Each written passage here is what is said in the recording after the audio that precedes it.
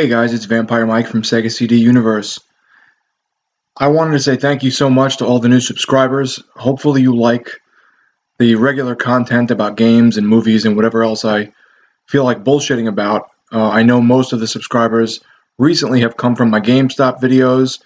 This is sadly going to be the last one.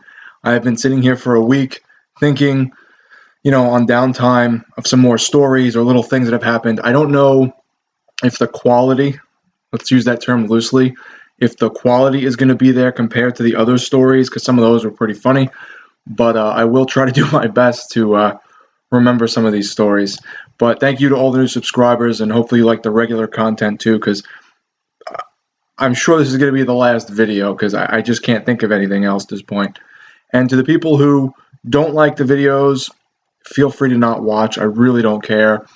I had one guy tell me that I made up all these stories just to get views, which is just very funny to me because the couple pennies I get for advertising doesn't really make much of a difference to me. So to, sit home after work, after working like an 8-hour day or whatever, and go, what am I going to make up in my mind to get views? It's like, please. So here are some of the stories I remember that I made notes on today. Here we go. One time when I was working at Gamestop, and I recommend you probably go back and watch the other two videos because I'm going to reference some of the people. I'll try to jog your memory on them. I'm working at GameStop, and this young black girl comes in with a head cover, do-rag, I don't know what they call them. So she walks up to me and she looks kind of dazed out, and she's like, "Oh, I want to trade these in." And I'm like, "Oh, okay." I think she gave me I think it was a video game system. I don't remember which one. Again, this was probably during the original Xbox era, so I don't really recall what it was. Could have been a PS2. And I go, all right, I need to see ID because people were trying to trade stuff in without licenses, and you had to be of age and whatever. And, if you had something that was stolen, the cops would go back and then look at the license you had, copied on file or the person's information they'd put down or whatever. So she goes to trade it, and I go, I need to see your license. She goes, I don't have a license. So we would take other forms of ID. She put down a St. John's University, which is a big college in the city. She put down a St. John's University ID, and I look at it, and it's her, and I look up at her, and she's got a little bit of white powder on her nose, and she looks kind of fucked up. And I'm like, oh, so you go to St. John's? That's cool. I know they're big into basketball and the Red Men and whatever. She's like, what? She was like, at this point, I guess something had kicked in or I was just talking too much for her, but she was definitely fucked up. We eventually went through with the transaction. She traded in whatever she traded in. No cops showed up and nothing crazy happened after the fact. But it was just so strange because you could tell she was on something. She had some kind of substance on her face. So she was most likely trading in what she had for drugs. Hopefully she's better now. Another slight drug-related story was there was this guy that would always come in, and he would just randomly come in, and he would always have this kind of street trash-looking girl with him, and he would come in, and he'd be all loud and rambunctious, and he'd pull out a stack of cash like this, and you could totally tell whatever he did to make this money. Everyone thought he sold drugs. I mean, he could have. I don't know. He just seemed really low-life-ish. He'd pull out this wad of cash all folded up. It was never in a wallet, and he'd be like, I want 2 of those and 2 of these. And he'd just throw the money down and be like a dick kind of about it. So I always thought he had something to do with drugs too. A lot of video games and drugs seem to kind of go hand in hand when you want to relax. Certain people do drugs. Certain people maybe sell drugs to continue their video game habit. Who the fuck knows? I never really did anything. Another small drug-related story was my manager, M, the one that I had said was a really great guy. Kind of a weird story, but, nothing too major. Again, most of these stories are on the smaller scope of things. A guy had traded in a game and left a really tiny roach, a little joint, in the game. So he must have been smoking and, ducked it out in the case and, threw it in there. And when he traded in the game, he must have forgot. My manager actually took home the roach and smoked it with a pair of, I guess, tweezers or something. I was so grossed out because this is, first off, it's a stranger. I don't do drugs, so it's, I don't get ooh, I'm going to get fucking a free 10-second joint out of this, and the guy looked like trash. It was just so like he looked like a filthy motherfucker. So it was like, really, this is the person's roach you're gonna smoke? So it was just weird. But I always thought that was kind of amusing. Another brief story is I remember working one day and I heard this like loud noise. We actually had a Walmart put in the mall where the GameStop was at one point. They're gone now. When they got there, it tended to bring like, how do I put this? I don't really give a fuck if I'm politically correct. It tended to bring a lower class of people. Now, not to say normal families and people shop there. They do. I mean, I've shopped at Walmart. There's nothing wrong with it. But you also saw like the dregs of society kind of coming through the mall now and like causing trouble and like stealing shit and whatever. So I remember right after the Walmart came in, this kid, he had to be, if I was like 20, 21, he had to be like maybe 16. And he starts screaming and he runs down the hall. And I see the security guard from Walmart chase him. And he yells something like, no, no, I didn't do it. Throws something in the air. It looked like a phone. Actually, it was a phone afterwards, I found out. Hit the ground and it breaks into like 10 pieces on the floor. Security guard fucking tackles his ass. Bang! He smacks into the ground and starts like, oh, please stop, you know. But he stole the, and then I found out afterwards, he stole the phone from Walmart because they have, you know, cell phones and stuff, prepaid phones, and whatever other kind of phones they sell. He stole it and ran out, and the security guard caught him and tackled him. I can't even imagine now if somebody fucking did that, how much trouble they would be in for like tackling someone who stole something. They probably, whoops, there we go. They'd probably, I didn't mean to click that. They'd probably be in so much fucking trouble. It's just crazy. Another good one is the guy, this is nothing to do with drugs anymore, or stealing. The guy T, the one I said who was disabled, who had, I think, epilepsy, get seizures, and he had cerebral palsy on one side of his body or whatever. He's like I said, he's grown up now and he's become more mature, a little more, you know, adulty, if you will. I wasn't working there at the time, but one of my close friends still works there, and he got a call one day from T, crying hysterically.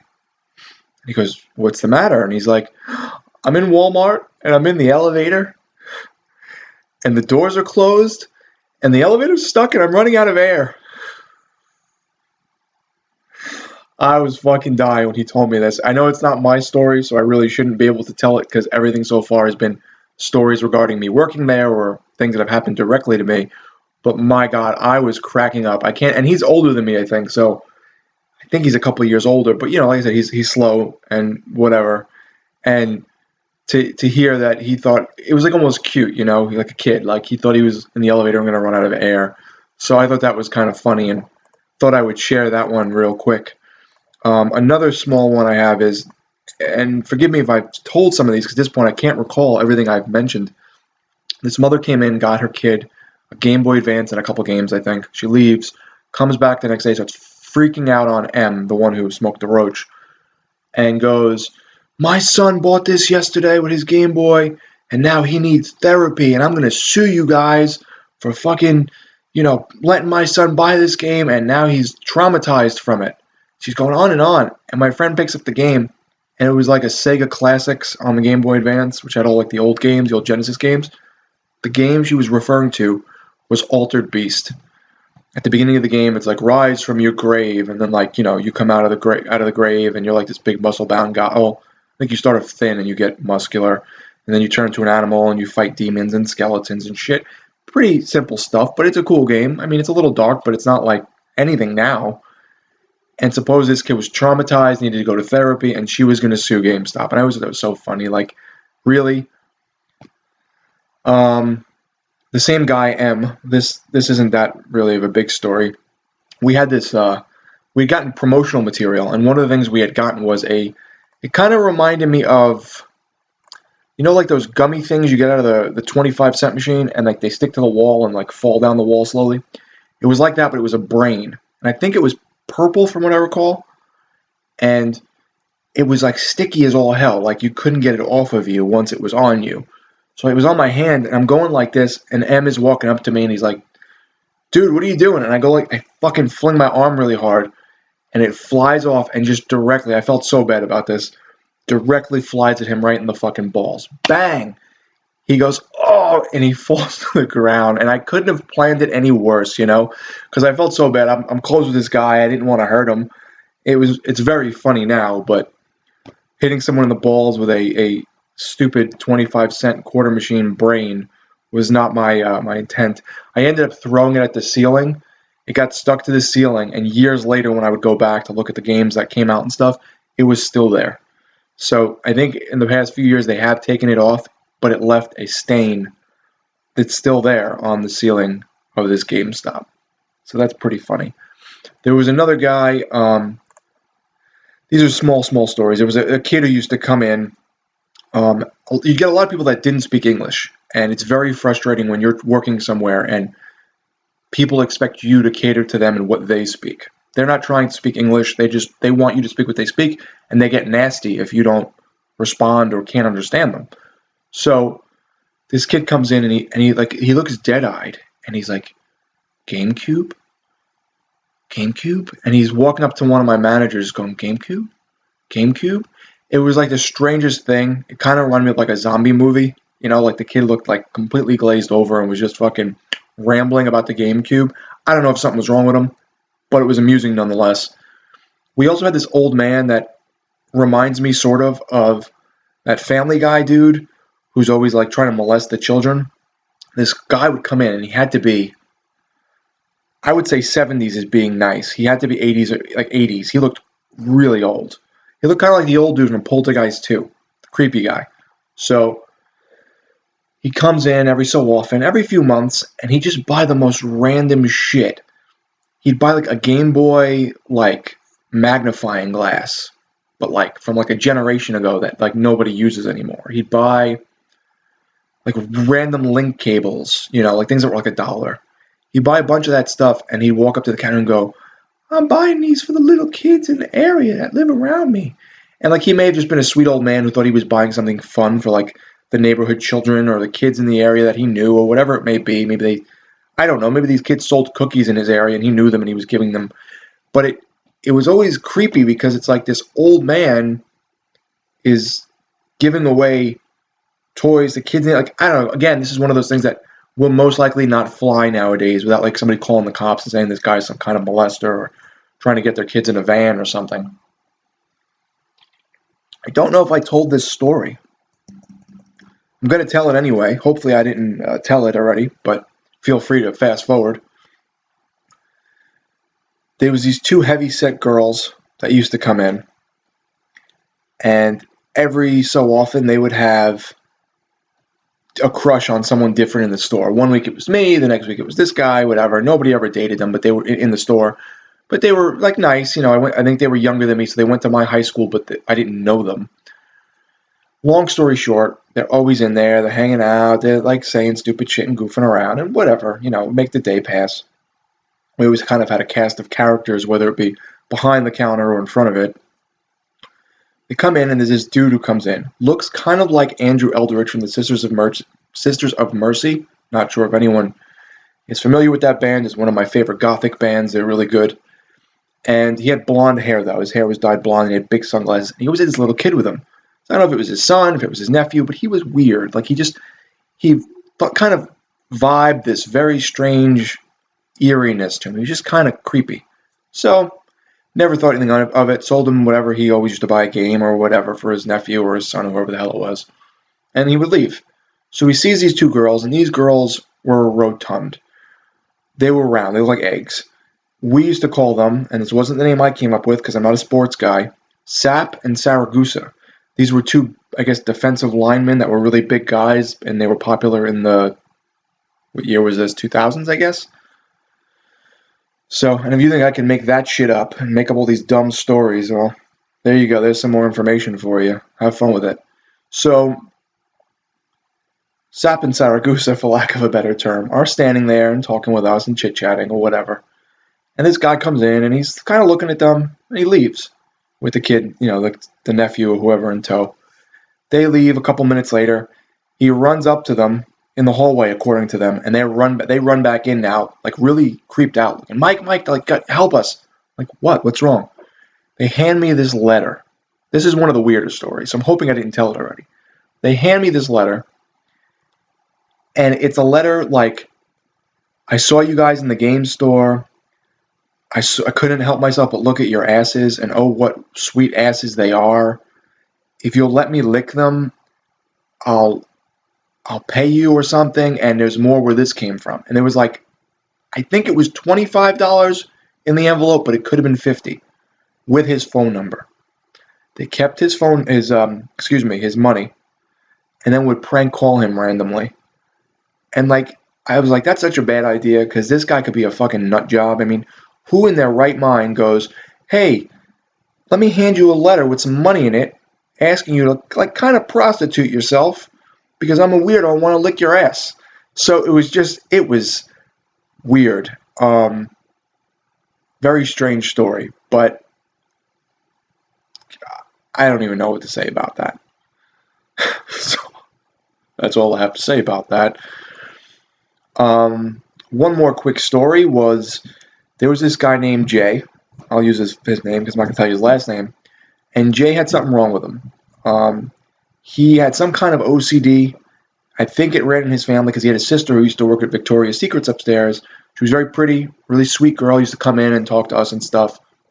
Jay was kind of homely looking, a little overweight. She was really attractive and, well kept, pretty hair and stuff.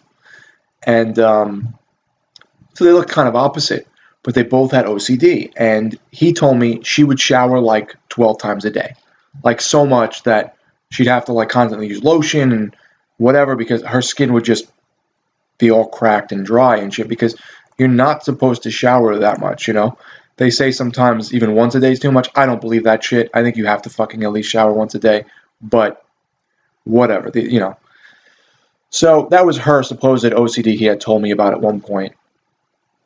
His was that he would get worked up over things and sell them. Like go, oh, I have way too much stuff. I'm selling it all. And like the next day, freak out and buy it back. But he'd buy it back at full price. So if you come in and you sell something, let's say you get half for it, what you paid. You paid 50, you get 25. Then you rebuy it used and you rebuy it at 45. You're losing money, obviously. That's how GameStop makes money. He would come back and go to buy all the games he sold. He tried to go for like I think a complete GameCube set at the time and buy every game back. And he just would freak out. And if he came back and we didn't have his game any longer, maybe we sold it, he would flip the fuck out. So eventually the district manager said, listen, if this guy comes in and trades shit in, just hold on to it in the back. He'll probably be back in a week. If he's not back in a week, put it on the shelf. So we eventually did that. But he also always used to kind of smell. This was previous to me being there, but he used to always smell kind of like sweaty. Maybe he didn't shower enough or his sister showered too much. And there was an asshole who used to work there before me who used to chase him around and spray him with Febreze, which I think is pretty disrespectful. I mean, he was a nice guy. It wasn't like the old manager D who stunk and was an asshole. He was actually a nice guy. He had problems or whatever. So he used to run around and spray him with Febreze, and he was just kind of a dick, the other guy that worked there. I forget his name. I don't remember his name. Anyhow, he also would get all worked up and sweaty and like uncomfortable, this guy, Jay, and his hands would sweat, and he'd hand you money for stuff. So they started calling him Sweaty Nickels because he'd hand you money and nickels and cash that was just covered in sweat. And, I always kind of just felt bad for the guy. I've tried keeping in touch with him over the years, but he seemed to have gone further out there where he contacts me and he tells me people are following him and shit. So at this point, I just kind of strayed away. And my final story, which has nothing to do with GameStop, but has to do with a previous job to GameStop, Carvel.